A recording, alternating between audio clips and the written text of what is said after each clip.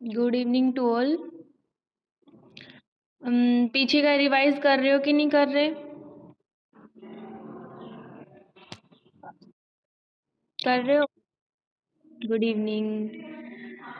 तो देखो, चलो मैं तुम्हें थोड़ा पूछ ही लेती हूँ। आप बताओ, ईसोफेगस की लेंथ कितनी होती है?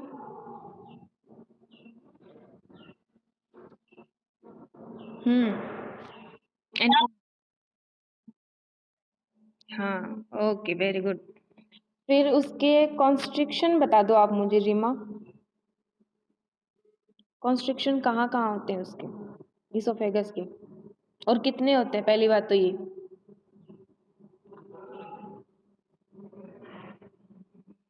रिवाइज किया आपने?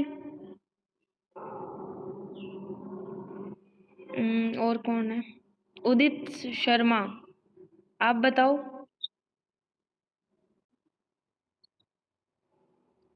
कौन कौन से? दोनों बोल सकते हो आप लोग।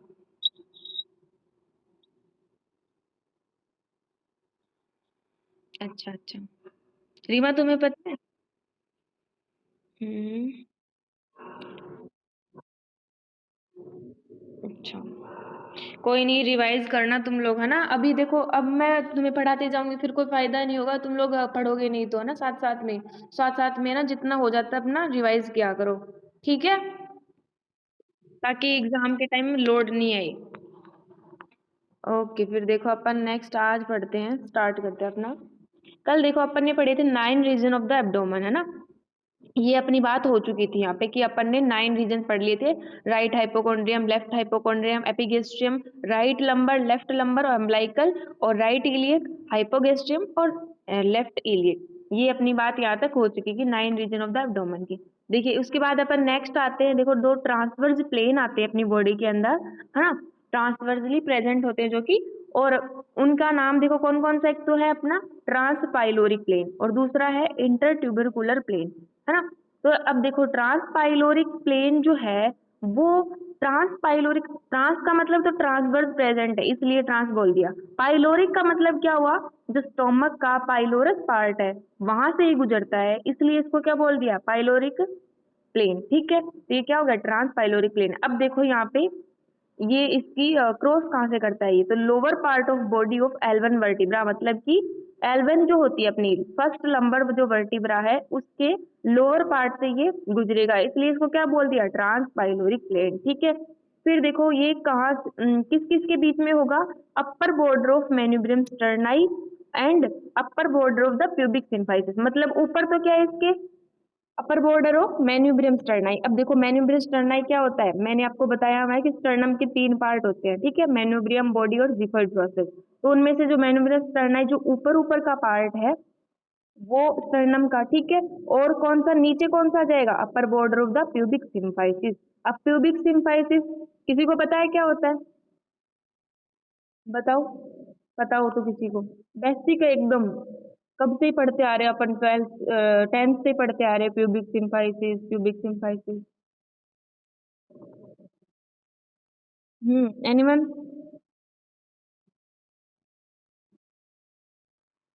नहीं, बनता किससे है ये तो ठीक है आपकी बात, फाइब्रस कार्टिलेजिनस जॉइंट है ये। किस किस से बनेगा ये? श्रमिष्ठा, आप बताओ।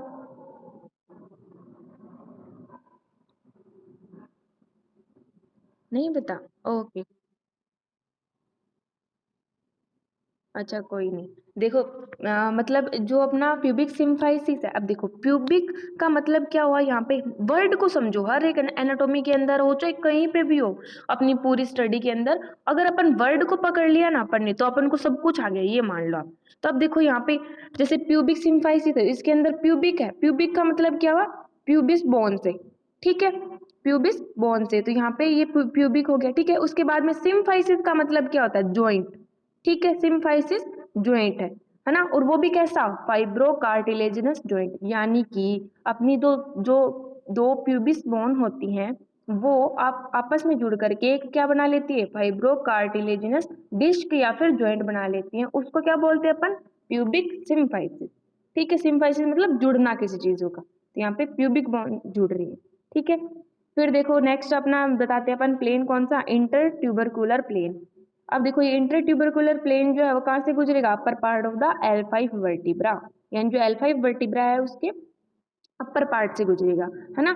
अब देखो ये इसमें क्या होता है, ऊपर तो क्या होता है मिड क्लेविकुलर लाइन, यहाँ पे तो मिड क्लेविकुलर लाइन हो गई जैसे, है ना, यहाँ पे। और उसके बाद में ये कहाँ से गुजरा, between anterior superior iliac spine and pubic symphysis, मतलब यहाँ पे अपना जो एंटीरियर सुपीरियर इलियक स्पाइन कहाँ होता है अपनी इलियम बोन के अंदर, ठीक है, और प्यूबिक सिम्फाइसिस इन दोनों के बीच में इसका लोअर पार्ट हो जाएगा, ठीक है। अब देखो इसको डायग्राम के थ्रू अपन समझ लेते हैं यहाँ पे।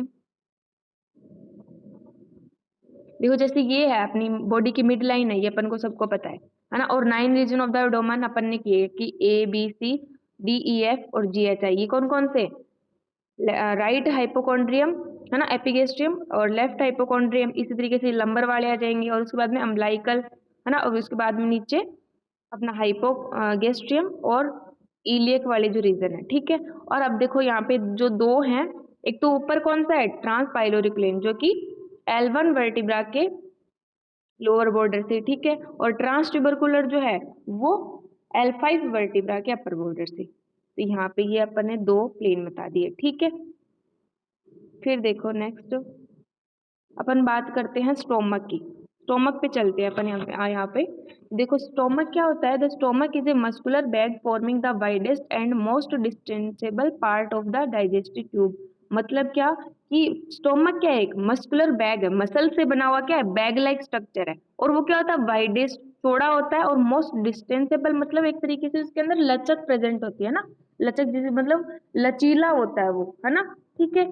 और क्या होता है connected about to the lower end of the oesophagus and below to the duodenum. अपन को पता है ऊपर तो क्या होती है स्टोमक के इसोफेगस, तो उसका लोअर एंड से क्या करेगा ये कनेक्ट, और नीचे किससे कनेक्ट करेगा ये ड्यूडेनम से, ठीक है, स्मॉल इंटेस्टाइन के फर्स्ट पार्ट ड्यूडेनम से। उसके बाद में act as a reservoir of food and help in digestion of fat and protein. मतलब ये क्या करता है फूड ऑफ रिजर्वेयर। देखो अपन ने क्या किया, फूड इनटेक किया सबसे पहले, ठीक है, उसके बाद में फेरिंग्स है, इसोफेगस है, फिर उसके बाद में स्टोमक में आता है। तो स्टोमक में आकर के क्या करेगा, यहाँ पे फूड जो है रिजर्व हो जाएगा, ताकि अपने जो स्टोमक है वो क्या कर सके, एंजाइम सीक्रेट कर सके, HCl वगैरह सीक्रेट कर सके, ताकि उनका मेटाबॉलिज्म स्टार्ट हो सके, ठीक है। उसके बाद में देखो फिर ये क्या करता है, that help in digestion of fat and protein. मतलब यहाँ पे एक तरीके से क्या होगा, डाइजेशन स्टार्ट हो जाता है यहाँ से प्रोटीन का, ठीक है।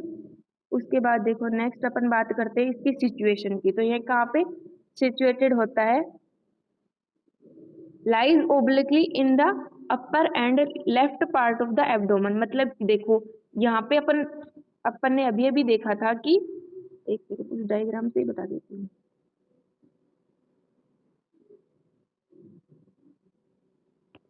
कहाँ होता है, देखो ये वाला ही तो है स्टोमक, तो ये कहाँ हो गया अपने लेफ्ट साइड में हो गया ना यहाँ पे, और अपर रिप्रेजेंट है, क्योंकि देखो ये मिड में है और ये लोअर है, तो ये यहाँ पे अपर बताया था अपन ने, ठीक है, ये अपर में और कहाँ पे लेफ्ट साइड में, ठीक है। उसके बाद देखो ये कौन कौन से रीजन में आएगा, एक तो सबसे मेन तो इसमें किस में आएगा, ये लेफ्ट हाइपोकॉन्ड्रियम के अंदर, और किस में आएगा एपिगेस्ट्रियम रीजन में, और कुछ पार्ट इसका किस में आएगा अम्बलाइकल रीजन में। यहाँ से सबको क्लियर हो रहा है ना, ये बात समझ में आई कि ये कौन कौन से रीजन में आ रहा है स्टोमक, है, ठीक है। तो ये यहाँ पे अपन ने इसकी सिचुएशन बता दी। देखो यहाँ पे भी ये लिखा है कि एपिगेस्ट्रियम रीजन हो गया और अम्बलाइकल हो गया और लेफ्ट हाइपोकॉन्ड्रियम, ठीक है। इसके बाद में इसकी शेप की अपन बात करें तो इम्पटी यानी कि खाली जब होता है अपना स्टोमक, जब अपन फूड इंटेक नहीं करते हैं तब क्या होता है, ये जे शेप्ड होता है ना। अपन ऐसा ही तो ऐसा ऐसे कुछ बनाते हैं ना, जे शेप्ड ही तो बनाते हैं इसको, तो ये जे शेप्ड होता है, ठीक है। और पार्शली डिस्टेंस्ड मतलब ये थोड़ा डिस्टेंस्ड होगा, फैला हुआ होगा, तब क्या होगा पायरिफॉर्म का होगा, है ना। और क्या होगा देखो, इन ओबेज पर्सन मोर हॉरिजॉन्टल। मैंने आपको ये बात बताई कि देखो ओबेज मतलब जब मोटा आदमी होगा ना तो उसके अंदर मसल्स ज्यादा होंगे, तो क्या हो जाएगा ये उसकी प्रेशर के कारण वो ये जो स्टोमक है अपना क्या हो जाएगा मोर हॉरिजॉन्टल, थोड़ा दब जाएगा, ठीक है। और उसको क्या बोलते हैं अपन स्टीयर हॉर्न स्टोमक। अब स्टीयर हॉर्न यानी एक पशु होता है स्टीयर, उसके सींग की तरह क्या करती है, इसकी स्टोमक की हो जाएगी, इसलिए इसको क्या बोल दिया, स्टीयर हॉर्न स्टोमक। ठीक है, अब उसकी लेंथ की अपन बात करें तो लेंथ इसकी होती है 10 इंचेस और 25 सेंटीमीटर, ये अपन को याद रखनी है। देखो अभी तक 25 सेंटीमीटर किस किस की आ चुकी है बताओ मुझे।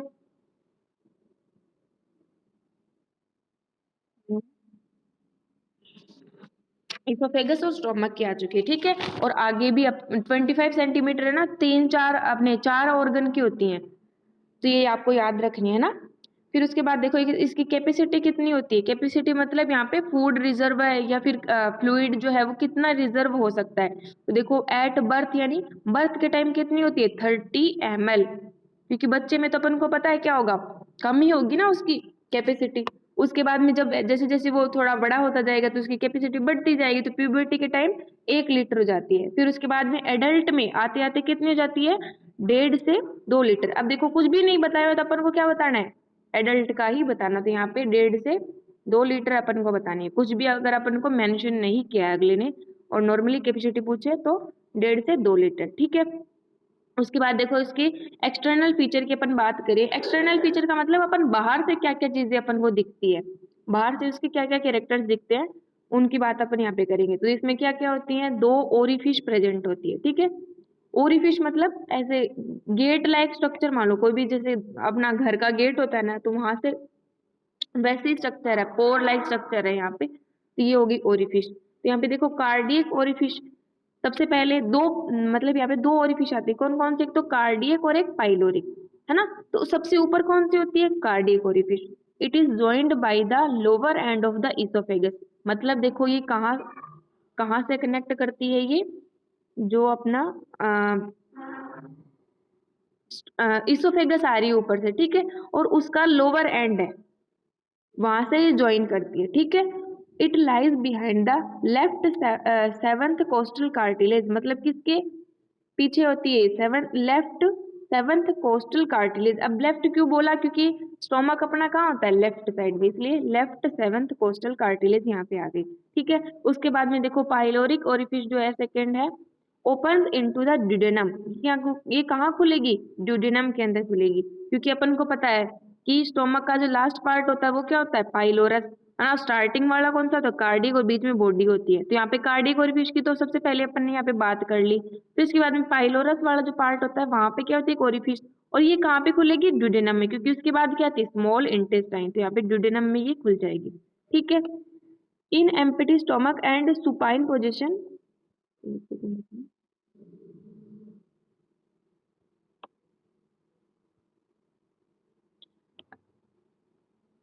Inch to half inch to the right of the median plane, इसका कोई वो तुक नहीं है, छोड़ो तुम लोग, बस इतना याद रखना, ये कहाँ खुलेगी, ड्यूडेनम के अंदर खुलेगी। ठीक है, उसके बाद देखो अपन इसके नेक्स्ट 2 कर्वेचर की बात कर लेते हैं। तो यहाँ पे इसके कर्वेचर, कर्वेचर का मतलब एक तरीके से कर्व प्रेजेंट होंगे, अपन जैसे ऐसे बनाते हैं ना जे शब्द, तो इसमें 2 कर्व हो गए, है ना। एक तो क्या हो गया, ग्रेटर कर्व, है ना, इसको क्या बोलेंगे अपन, ग्रेटर कर्वेचर, और एक हो गया लेसर कर्व, तो इसको क्या बोलेंगे, लेसर कर्वेचर।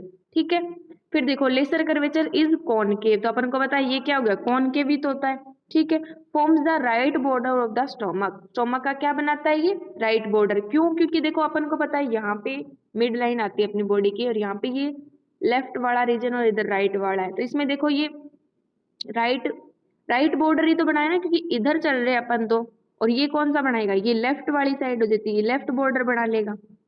ठीक है, it provides attachment to the lesser omentum. अब देखो लेसर कर्वेचर जो होता है ना वो क्या करता है, अटैचमेंट प्रोवाइड करता है, किसको, लेसर ओमेंटम को। अब ये लेसर ओमेंटम क्या है, ये जो है अपनी पेरिटोनियम का क्या होता है, एक फोल्ड होता है ना, और ओमेंटम का मतलब इसके अंदर क्या होते हैं, फैटी टिश्यूज प्रेजेंट होते हैं। ये भी, इसको भी अपन डिटेल से आगे पढ़ेंगे, इसी चैप्टर के अंदर पढ़ेंगे। ठीक है, तो एक बार इतना इतना ध्यान में रखो कि ये क्या होता है, पेरिटोनियम का फोल्ड है, और इसके अंदर क्या होते हैं, फैटी टिश्यूज होते हैं। तो यहाँ पे ये एक तरीके से कुशन का काम करता है, फैटी कुशन का। ठीक है, यहाँ पे लेसर ओमेंटम अटैचमेंट इसका होता है। फिर देखो ग्रेटर कर्वेचर की अपन बात करें तो ये क्या हो गया, यहाँ पे कॉन्वेक्स हो गया, है ना, और क्या हो गया, forms the left border of the stomach, left border ही तो बनाया, क्योंकि ये क्या कौन सा बना रहा था, राइट बॉर्डर। और क्या करेगा, अटैचमेंट प्रोवाइड करेगा किसको, ग्रेटर ओमेंटम को।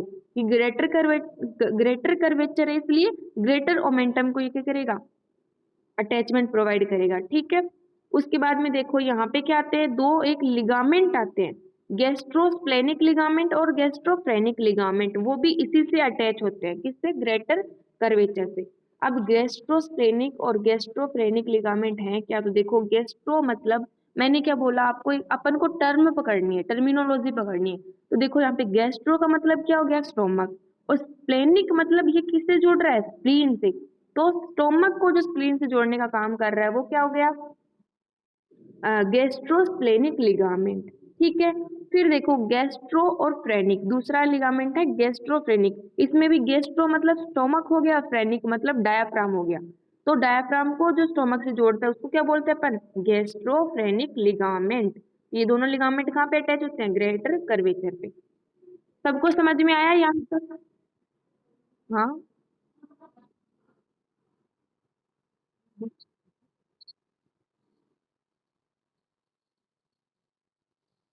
हम्म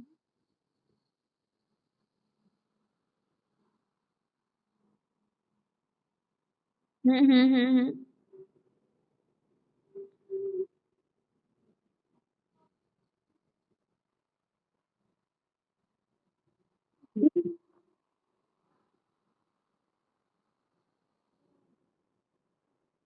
हाँ देखो इसके अंदर लिगामेंट, ये वो जो बोन वाले लिगामेंट है ना उसकी बात यहाँ पे नहीं कर रहे हैं, ये लिगामेंट किसको, मसल को भी यहाँ पे अटैच करेगा। ठीक है, एक तरीके से अपन क्या बता रहे हैं, जो अपना स्टोमक है वो क्या हो गया, स्टोमक जो है अपना क्या हो गया, मसल ही तो है, और यहाँ पे जो स्प्लीन है ये भी क्या हो गया, मसल, मसल ही तो है एक तरीके से, तो इनको भी ये जोड़ेगा। ठीक है, तो देखो ना बोन वाला जो लिगामेंट होता है ना, वो जनरली अपन लिगामेंट उसी के लिए ही बोलते हैं, और ये लिगामेंट जो आते हैं वो अलग लिगामेंट है। ठीक है, उनसे डिफरेंट है ये। ठीक है, फिर देखो यहाँ पे दो सरफेस की अपन बात करें, क्योंकि देखो इसमें अपन क्या पढ़ चुके हैं, दो तो कर्वेचर पढ़ चुके हैं और दो ओरिफिश। उसके बाद में नेक्स्ट अपन बात करते हैं दो सरफेस की। तो दो सरफेस में देखो, एक तो है एंटीरियर सरफेस और एक है पोस्टीरियर सरफेस। एंटीरियर सरफेस मतलब आगे वाली, ठीक है, फॉरवर्ड जो प्रेजेंट होगी, और अपवर्ड यानी ऊपर की तरफ जो होगी, जिसका फेस जो है फॉरवर्ड और अपवर्ड ऊपर की तरफ होगा। ठीक है, और पोस्टीरियर सरफेस का मतलब क्या हुआ, फेसेस बैकवर्ड्स एंड डाउनवर्ड, यानी कि पीछे की साइड होगा, ठीक है, और नीचे की तरफ होगा, ये पोस्टीरियर सरफेस होगी। उसके बाद दो यहाँ पे नोच आती है, एक तो कार्डियक नोच और एक एंगुलर नोच। एक तो कार्डियक नोच तो क्या होगी, कार्डियक यानी ऊपर की तरफ होगी, कार्डियक का मतलब एक तरीके से क्या हुआ, देखो हार्ट से रिलेटेड हो गया। देखो स्टोमक के ऊपर क्या हुआ है, अपने हार्ट प्रेजेंट होता है ना, इसलिए इसको एक तरीके से ये मानो कार्डियक यहाँ पे नाम दे दिया। और बाकी इतना लॉजिक तो नहीं, बट याद रखने के लिए आप ऐसे कर सकते हो कि भी यहाँ पे कार्डियक नोच इसलिए बोला होगा। ठीक है, और एक होता है एंगुलर नोच जो कि नीचे प्रेजेंट होती है। उसके बाद देखो यहाँ पे मैं आपको एक सेकंड,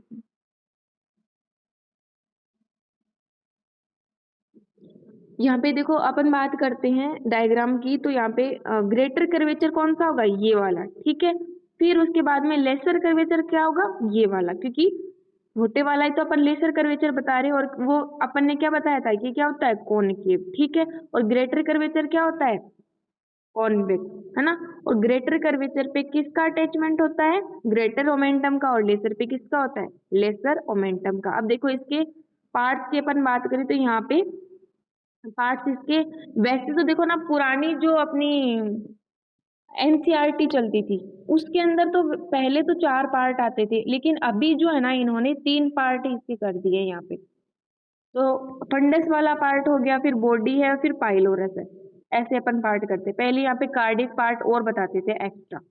ठीक है, अब देखो यहाँ पे ईसोफेगस जो है ऊपर से आ रहा है, इसके साथ में कंटिन्यू कर दिया यहाँ पे। ठीक है, फिर उसके बाद में क्या होगा, फंडस, फिर बॉडी, फिर पाइलोरस, यहाँ पे क्या हो जाएगा, ड्यूडेनम के साथ में आगे ये कंटिन्यू करेगा, है ना। उसके बाद में देखो यहाँ पे अपन ने एक बात बताई थी कि दो नोच नोच होती है इसमें, एक तो कार्डियक नोच होती है और एक एंगुलर नोच होती है। तो कार्डियक नोच यहाँ पे प्रेजेंट होती है अपने यहाँ पे, जहाँ पे ये ईसोफेगस और फंडस पार्ट जो है वो मिलते हैं। ठीक है, इनके बीच में यहाँ पे प्रेजेंट होती है।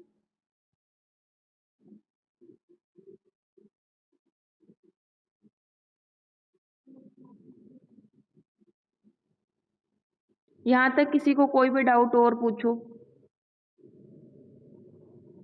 है किसी को? चलो आगे।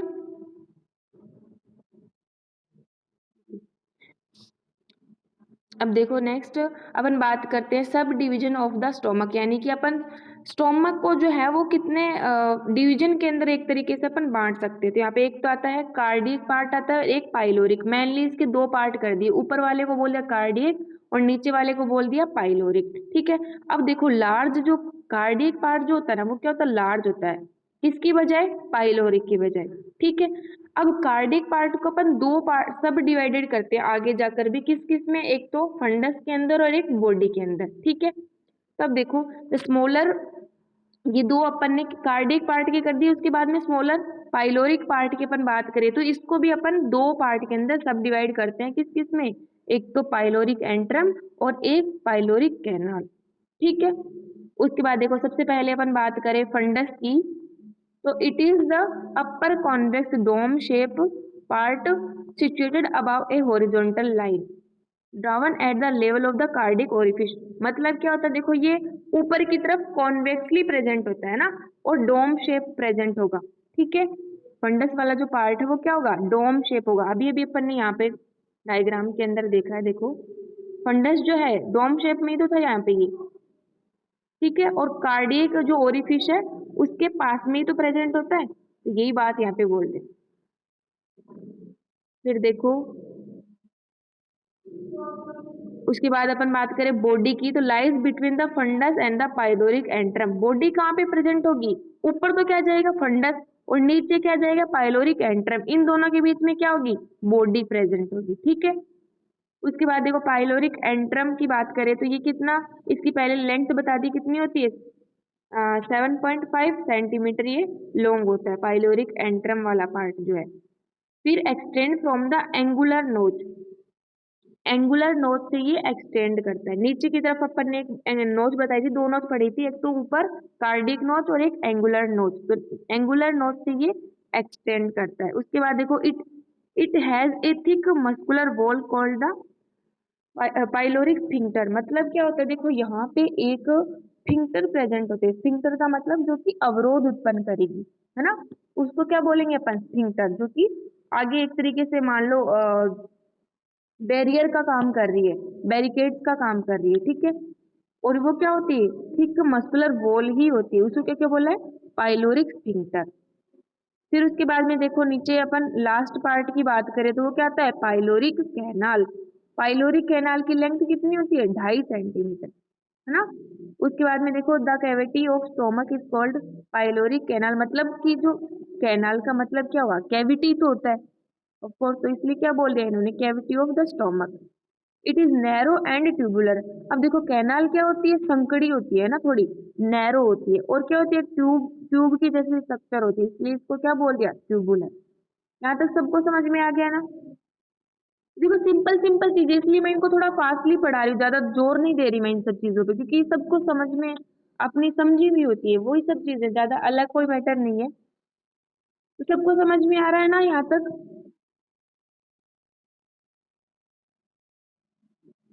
ओके ठीक है, ऐसे ना बीच बीच में तुम लोग बोल दिया करो, वरना लगता है मेरे को कि सो गए हो तुम लोग, तो थोड़ा जागते रहा करो। अब देखो स्टोमक बेड की अपन बात करें तो एक स्ट्रक्चर आती है अपने स्टोमक, स्टोमक जो है उसके अंदर पार्टिसिपेट करता है, तो यहाँ पे स्टोमक बेड उसको बोलते हैं। ठीक है, the stomach bed refers to the structure upon which the stomach rest in mammals. मतलब देखो स्टोमक है ना एक तरीके से रेस्ट करता है किसके ऊपर, बेड के ऊपर, तो उसको क्या बोल दिया, स्टोमक बेड। ऐसे याद रखना आप लोग, ठीक है। और ये ओनली किसमें प्रेजेंट होगा, मेमल्स के अंदर, ओनली मेमल्स के अंदर ही प्रेजेंट होगा ये। ठीक है, अब देखो इसमें कौन कौन से स्ट्रक्चर्स आती हैं उनकी बात अपन करते हैं यहाँ पे। तो सबसे पहले इसमें स्ट्रक्चर आती है डायाफ्राम, फिर आती है left kidney, left suprarenal gland, pancreas, transverse mesocolon, splenic flexure of the colon और स्प्लेनिक आर्टरी। ये जो स्टोमक बेड है इम्पोर्टेंट है, एग्जाम में इसका क्वेश्चन आता है तो आपको बहुत अच्छे से ये याद होना चाहिए। नेक्स्ट क्लास में मैं सबसे पूछूंगी स्टोमक बेड, ठीक है, सब लोग याद करके आना। अब देखो इसको मैं समझाती हूँ क्या क्या चीजें अपन ने यहाँ पे बताई हैं। हाँ, टोटली इसमें ये भी पूछते हैं कि कितनी स्ट्रक्चर्स यहाँ पे प्रेजेंट होती है, तो कितनी होती है जनरली 8 स्ट्रक्चर्स होती है यहाँ पे, ठीक है। टोटल 8 स्ट्रक्चर अपन स्टोमक बेड के अंदर बताते हैं। देखो सबसे पहले यहाँ पे अपन बात करें, सबसे ऊपर ही ऊपर क्या था, डायाफ्राम, और डायाफ्राम में भी क्या, लेफ्ट क्रश। डायाफ्राम का लेफ्ट क्रश मतलब एक तरीके से जो डायाफ्राम के फाइबर्स आते हैं यहाँ पे देखो मसल्स के, तो उसको बोला है यहाँ पे लेफ्ट क्रश, ठीक है। तो वो बनाएगा सबसे पहला ऊपर का पार्ट, है ना। उसके बाद में कौन आएगा, लेफ्ट सुप्रारीनल ग्लैंड। अब देखो सुप्रारीनल ग्लैंड मतलब एड्रीनल ग्लैंड, और कौन सी, लेफ्ट साइड की। अब एक बात सोचो यहाँ पे मैं लेफ्ट लेफ्ट क्यों बोल रही हूँ, क्यों, क्योंकि स्टोमक का लेफ्ट साइड में ही तो है, इसलिए तो लेफ्ट ही आएगा ना यहाँ पे, क्योंकि सुप्रारीनल ग्लैंड दो होती है इसलिए लेफ्ट साइड की यहाँ पे आ गई, ठीक है। उसके बाद में क्या आ जाएगी एक नीचे। अब अपन को पता है सुप्रारीनल ग्लैंड किसके ऊपर होती है, किडनी के ऊपर, ठीक है। तो यहाँ पे क्या आ गया, लेफ्ट किडनी। तो ये दोनों स्ट्रक्चर आपस में याद रह जाएंगी कि एक तो क्या है लेफ्ट किडनी है और उसके ऊपर क्या है, लेफ्ट सुप्रारीनल ग्लैंड है, ठीक है। उसके बाद देखो एक क्या आती है, स्प्लेनिक आर्टरी। यहाँ पे कौन सी आती है, स्प्लेनिक आर्टरी, ठीक है। और अब ऐसे बताओ मेरे को, स्प्लेनिक आर्टरी किसकी ब्रांच थी,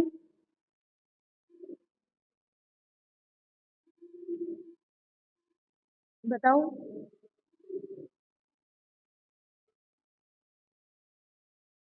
हम्म, याद है किसी को, या भूल भाल गए सारा पीछे वाला।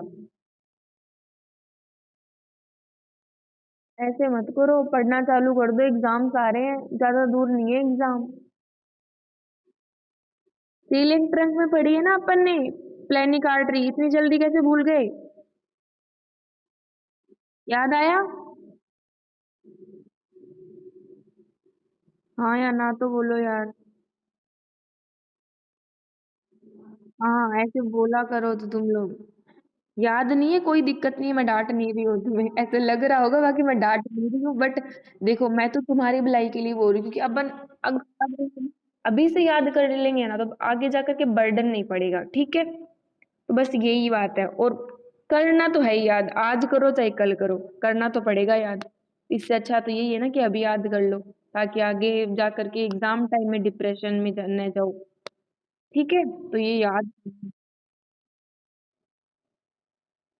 नहीं कोई नहीं, याद कर लेना उसको अच्छे से। देखो ना मैंने आपको क्या बताया था, सीलिएक ट्रंक तो बहुत अच्छे से पढ़ना है अपन को, क्योंकि पूरी है ना देखो एब्डोमेन की सप्लाई उसी से होती है, इसलिए सीलिएक ट्रंक तो एग्जाम की दृष्टि से भी इम्पोर्टेंट और वैसे भी अपने क्लिनिकल में भी बहुत ज्यादा इम्पोर्टेंट है। क्योंकि जब है ना देखो अपन ट्रीटमेंट करेंगे ना आगे जा करके, मैंने आपको एक बात बताई थी कि मोस्टली डिजीज कहाँ से होती है, अपने एब्डोमेन से ही तो होती है, एब्डोमिनल डिजीज ही होती है मोस्टली।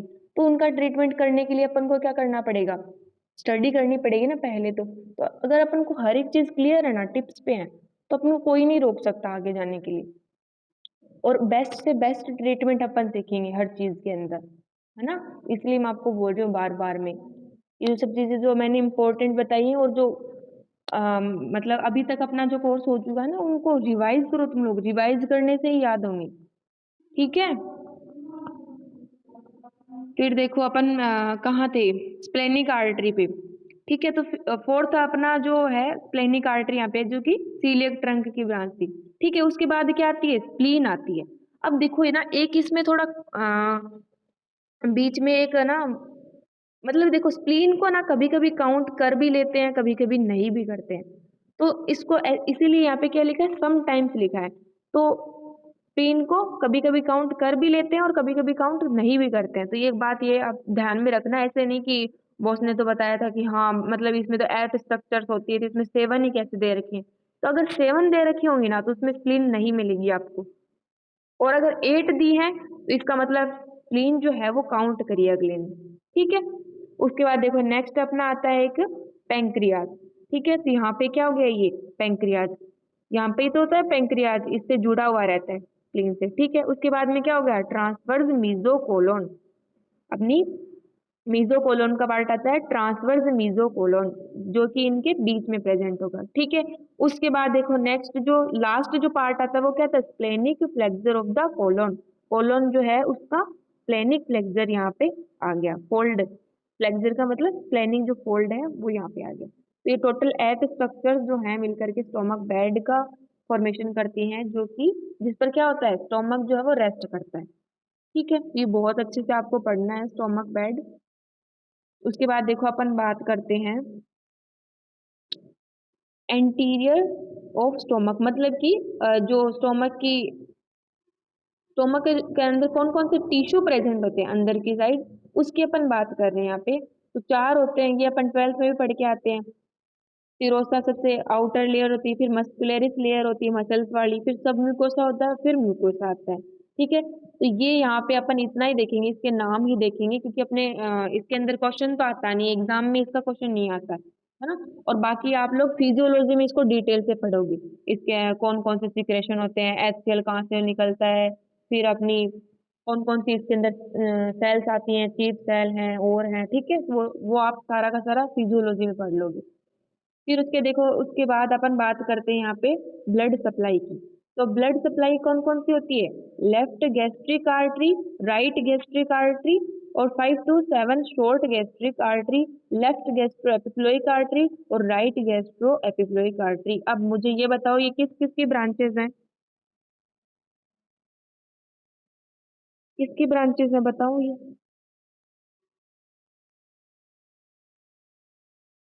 हम्म,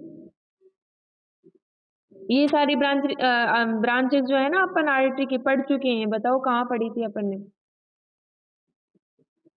सिंपल सा इजी सा क्वेश्चन पूछ रही हूँ मैं, अभी अभी मैं बता भी चुकी हूँ आपको।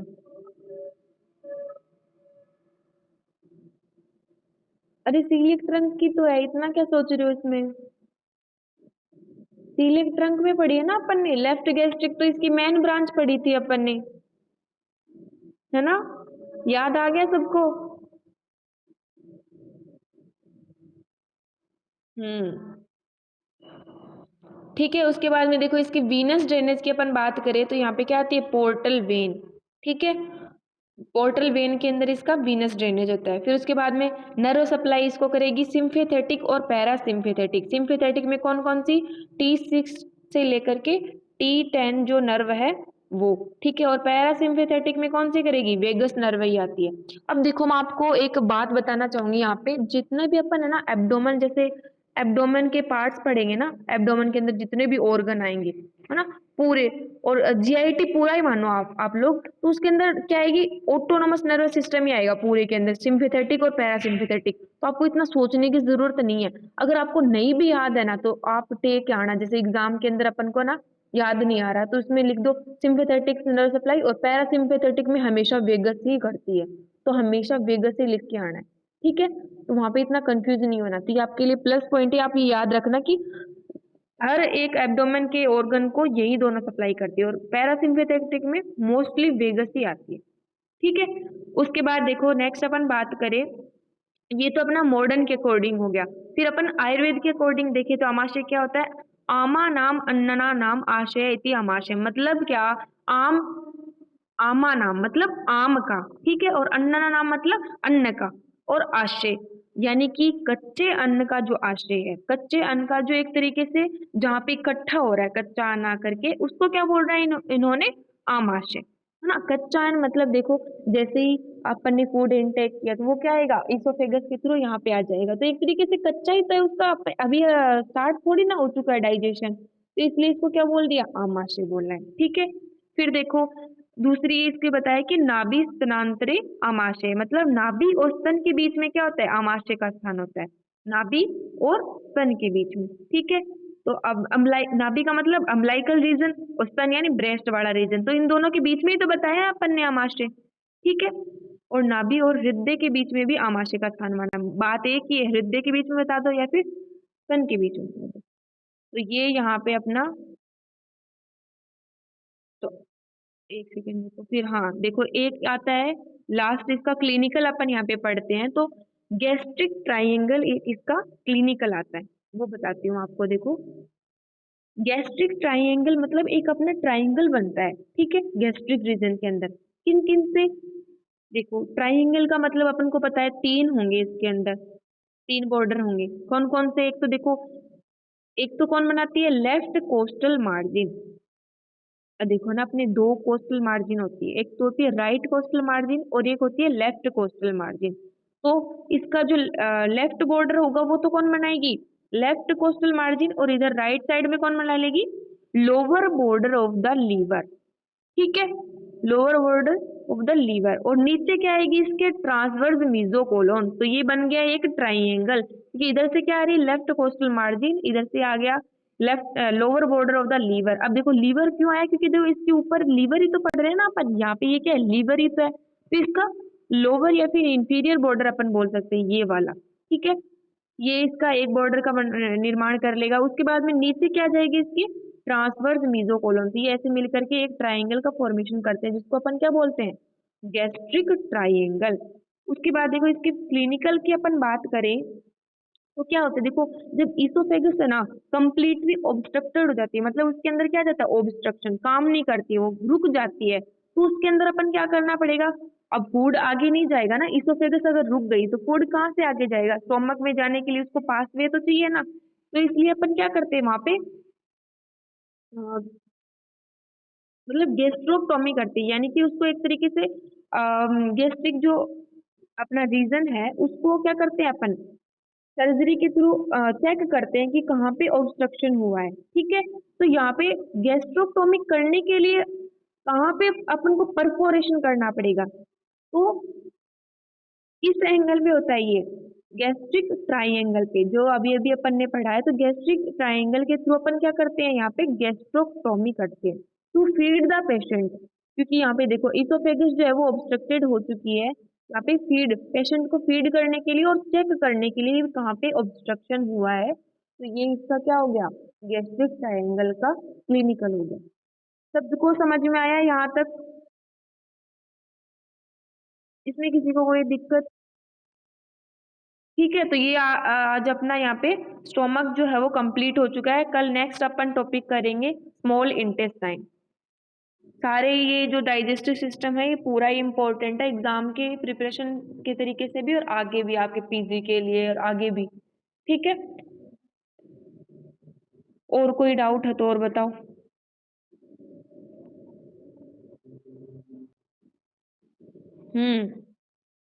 डाउट है किसी को?